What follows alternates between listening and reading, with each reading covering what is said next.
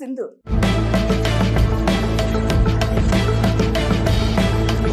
భారత్ పాకిస్తాన్ మధ్య జరుగుతున్న యుద్ధంలో కీలక పరిణామం చోటు చేసుకుంది.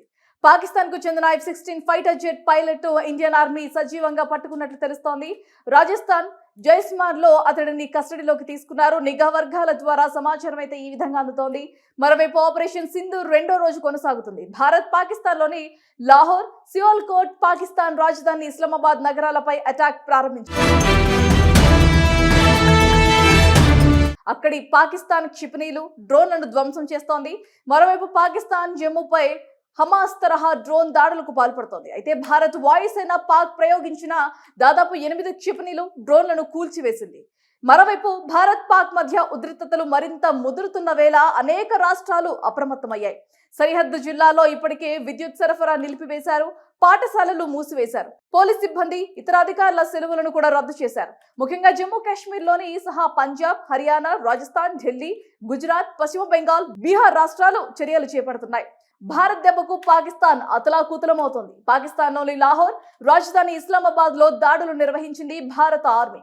పాకిస్తాన్ ప్రధాని షరీఫ్ దేశం విడిచి బ్రయన్ పారిపోయారనే పరిస్థితి అయితే అక్కడ నెలకొంది. అటు బలూచిస్తాన్ కూడా పాకిస్తాన్ పై దాడులకు పాల్పడుతోంది. ఇక ఈ క్రమంలో Pakistan army chief Asim Munir arrest అయినట్లుగా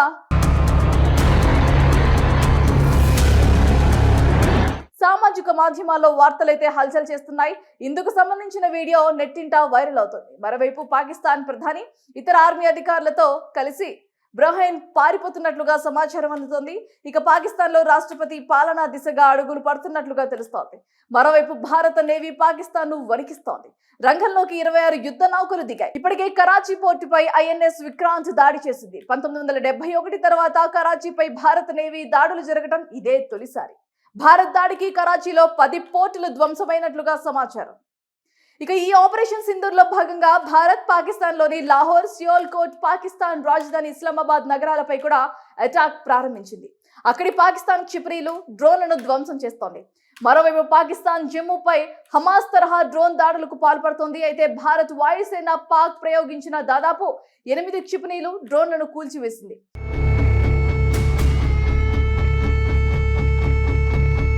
మరోవైపు బలూచిస్తాన్ లిబరేషన్ ఆర్మీ పాకిస్తాన్ లోని మొత్తం 6 స్థావరాల్లో దాడులు చేసినట్లుగా అధికారికంగా వెల్లడించింది.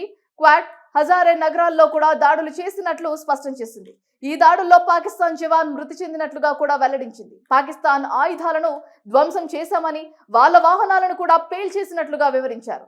రిమోట్ బాంబులతో కూడా పాకిస్తాన్ శిబిరాలపై దాడులు చేసినట్లు వెల్లడించింది BLA. అదే సమయంలో పాకిస్తాన్ ప్రజలకు స్ట్రాంగ్ వార్నింగ్ ఇచ్చింది బలూచిస్తాన్ లిబరేషన్ ఆర్మీ. పాకిస్తాన్ ప్రభుత్వానికి ఏ మాత్రం సపోర్ట్ చేయకూడదని ఈ సందర్భంగా వెల్లడించింది BLA. ఒకవేళ పాకిస్తాన్ సైన్యానికి సహకరిస్తే తీవ్రమైన చర్యలు ఉంటాయని వార్నింగ్ కూడా ఇచ్చింది. ఇదిలా ఉండగా పాకిస్తాన్ ప్రభుత్వానికి మరో షాక్ ఇచ్చారు అక్కడి ప్రజలు. చాలా మంది ప్రజలు రోడ్లపైకి వచ్చి నిరసన తెలుపుతున్నారు. ఇమ్రాన్ ఖాన్ ను విడుదల చేయాలని డిమాండ్ చేస్తున్నారు. పాకిస్తాన్ ప్రధాని షరీఫ్ విఫలమయ్యాడని, ఈ పాలన తమకు వద్దని స్వయంగా జనాలే రోడ్లపై నిరసన తెలుపుతున్నారు. ఆపరేషన్ సింధూర్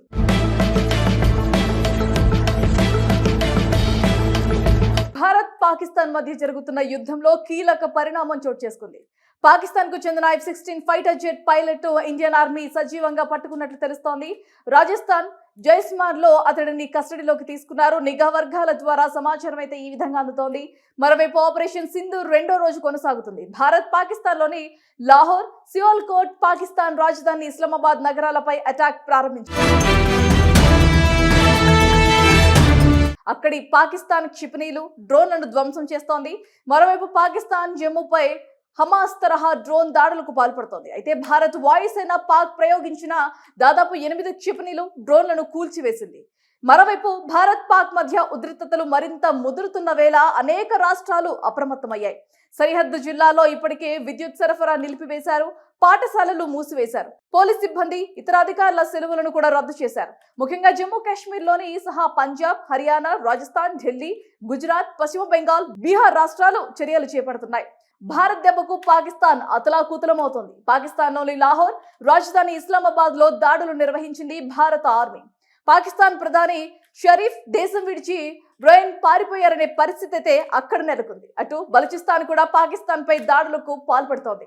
ఇక ఈ క్రమంలో Pakistan army chief Asim Munir arrest అయినట్లుగా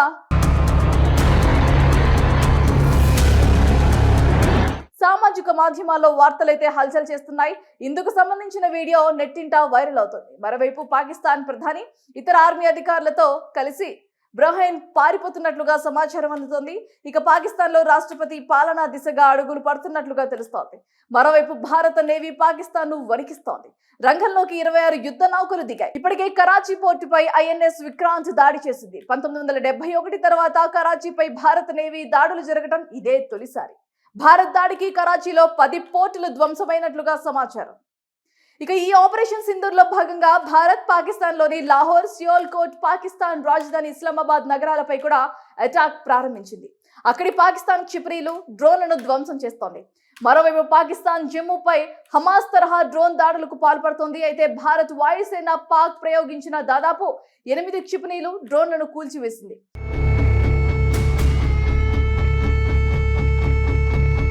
మరోవైపు బలూచిస్తాన్ లిబరేషన్ ఆర్మీ పాకిస్తాన్ లోని మొత్తం 6 స్థావరాల్లో దాడులు చేసినట్లుగా అధికారికంగా వెల్లడించింది.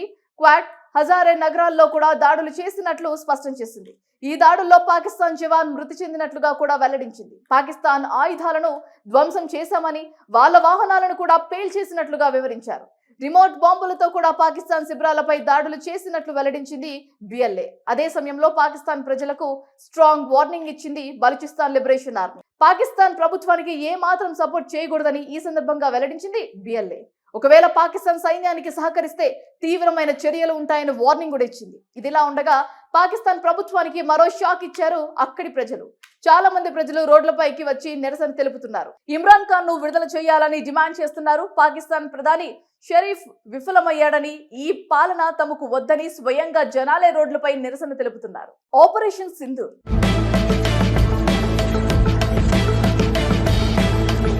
భారత్ పాకిస్తాన్ మధ్య జరుగుతున్న యుద్ధంలో కీలక పరిణామం చోటు చేసుకుంది. పాకిస్తాన్ కు చెందిన F-16 fighter jet pilot Indian army సజీవంగా పట్టుకున్నట్లు తెలుస్తోంది. రాజస్థాన్ జైస్మార్ లో అతడిని కస్టడీలోకి తీసుకున్నారు. నిఘా వర్గాల ద్వారా సమాచారం అయితే ఈ విధంగా అందుతోంది. మరోవైపు ఆపరేషన్ సింధూర్ 2వ రోజు కొనసాగుతుంది. భారత్ పాకిస్తాన్ లోని లాహోర్, సియాల్కోట్, పాకిస్తాన్ రాజధాని ఇస్లామాబాద్ నగరాలపై అటాక్ ప్రారంభించింది. అక్కడి పాకిస్తాన్ క్షిపణులు డ్రోన్లను ధ్వంసం చేస్తోంది.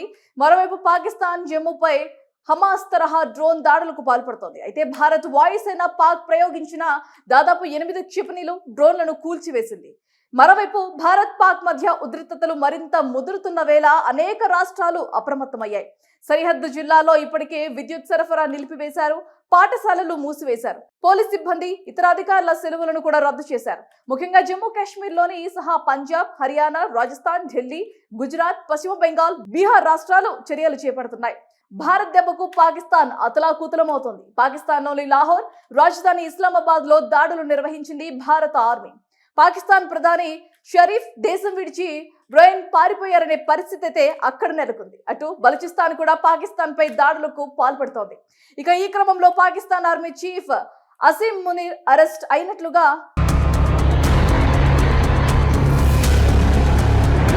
సామాజిక మాధ్యమాల్లో వార్తలైతే హల్చల్ చేస్తున్నాయి. ఇందుకు సంబంధించిన వీడియో నెట్టింట వైరల్ అవుతుంది. మరోవైపు పాకిస్తాన్ ప్రధాని ఇతర ఆర్మీ అధికారులతో కలిసి బహ్రెయిన్ పారిపోతున్నట్లుగా సమాచారం అందుతోంది. ఇక పాకిస్తాన్ లో రాష్ట్రపతి పాలనా దిశగా అడుగులు పడుతున్నట్లుగా తెలుస్తోంది. మరోవైపు భారత నేవీ పాకిస్తాన్ ను వణికిస్తోంది. రంగంలోకి 26 యుద్ధ నౌకలు దిగాయి. ఇప్పటికే కరాచీ పోర్టుపై ఐఎన్ఎస్ విక్రాంత్ దాడి చేసింది. 1971 తర్వాత కరాచీపై భారత నేవీ దాడులు జరగడం ఇదే తొలిసారి. భారత్ దాడికి కరాచీలో 10 పోర్టులు ధ్వంసమైనట్లుగా సమాచారం. ఇక ఈ ఆపరేషన్ సింధూర్ లో భాగంగా భారత్ పాకిస్తాన్ లోని లాహోర్, సియాల్కోట్, పాకిస్తాన్ రాజధాని ఇస్లామాబాద్ నగరాలపై కూడా అటాక్ ప్రారంభించింది. అక్కడి పాకిస్తాన్ క్షిపణులు డ్రోన్లను ధ్వంసం చేస్తోంది. మరోవైపు పాకిస్తాన్ జమ్మూపై హమాస్ తరహా డ్రోన్ దాడులకు పాల్పడుతోంది. అయితే భారత్ వాయుసేన పాక్ ప్రయోగించిన దాదాపు 8 క్షిపణులు డ్రోన్లను కూల్చివేసింది.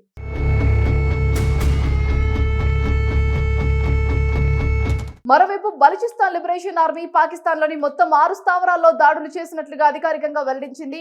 క్వాట్, హజారే నగరాల్లో కూడా దాడులు చేసినట్లు స్పష్టం చేసింది. ఈ దాడుల్లో పాకిస్తాన్ జవాన్ మృతి చెందినట్లుగా కూడా వెల్లడించింది. పాకిస్తాన్ ఆయుధాలను ధ్వంసం చేశామని, వాళ్ళ వాహనాలను కూడా పేల్చేసినట్లుగా వివరించారు. రిమోట్ బాంబులతో కూడా పాకిస్తాన్ శిబిరాలపై దాడులు చేసినట్లు వెల్లడించింది బిఎల్ఏ. అదే సమయంలో పాకిస్తాన్ ప్రజలకు స్ట్రాంగ్ వార్నింగ్ ఇచ్చింది బలూచిస్తాన్ లిబరేషన్ ఆర్మీ. పాకిస్తాన్ ప్రభుత్వానికి ఏ మాత్రం సపోర్ట్ చేయకూడదని ఈ సందర్భంగా వెల్లడించింది బిఎల్ఏ. ఒకవేళ పాకిస్తాన్ సైన్యానికి సహకరిస్తే తీవ్రమైన చర్యలు ఉంటాయని వార్నింగ్ కూడా ఇచ్చింది. ఇదిలా ఉండగా పాకిస్తాన్ ప్రభుత్వానికి మరో షాక్ ఇచ్చారు అక్కడి ప్రజలు. చాలా మంది ప్రజలు రోడ్లపైకి వచ్చి నిరసన తెలుపుతున్నారు. ఇమ్రాన్ ఖాన్ ను విడుదల చేయాలని డిమాండ్ చేస్తున్నారు. పాకిస్తాన్ ప్రధాని షరీఫ్ విఫలమయ్యాడని, ఈ పాలన తమకు వద్దని స్వయంగా జనాలే రోడ్లపై నిరసన తెలుపుతున్నారు.